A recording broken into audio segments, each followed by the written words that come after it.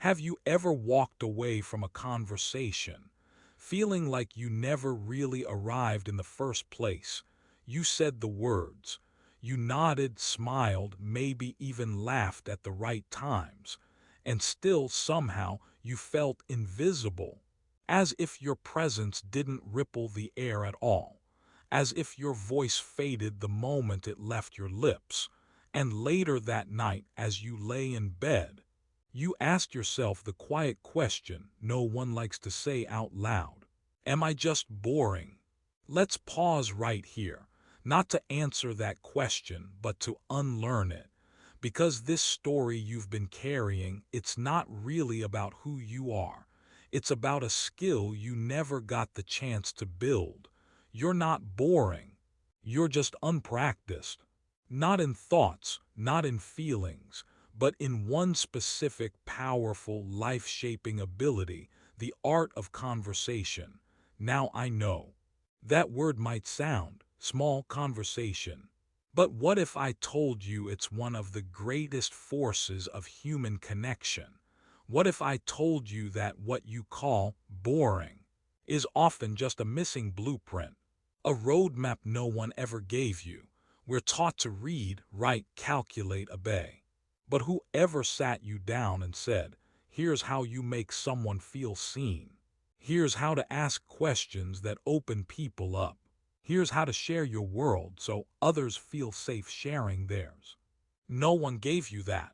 Instead, they told you, don't interrupt, be polite, only speak when spoken to, don't talk too much, so you didn't. And then one day, when the silence grew louder than your thoughts, you mistook it for proof that you had nothing worth saying.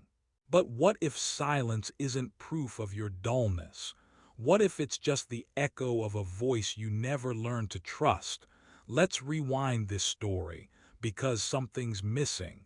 Not your charm, not your worth, but your permission to grow, to be awkward, to fumble, to try anyway. Because conversation isn't magic. It's not something only charismatic people do. It's a muscle, a craft, a process of becoming.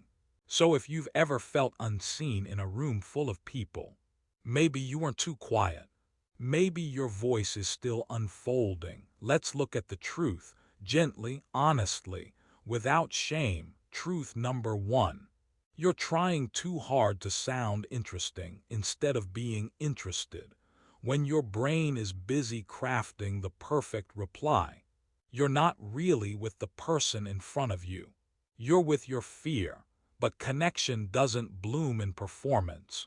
It grows in present, so shift the question from, how can I impress them? To, what don't I know about this person yet? Ask deeper questions. Repeat what you hear. Let them know they matter. Because when someone feels witnessed, they open up. And when they open up, so do you. Truth number two, you're editing yourself in real time. You think something, then hesitate. Is this weird? Do they care? Should I say this now? So you stay silent, and the silence grows. But listen, people won't remember your exact words. They'll remember how you made them feel. And if your energy says, I trust myself, they'll trust you too. So say it, even if it's messy, even if your voice trembles, even if your story is small and ordinary, because that's the stuff we're made of. The tiny, imperfect moments where we show who we really are. Truth number three, you don't have to be brilliant. You just have to be human. You don't need a joke or a punchline. You don't need a grand tale or a witty remark. You need presence and the courage to offer a little piece of your inner world. Talk about the song that makes you cry, the walk that cleared your mind, the stranger who smiled at you for no reason. These aren't trivial. They're anchors. They say, this is me.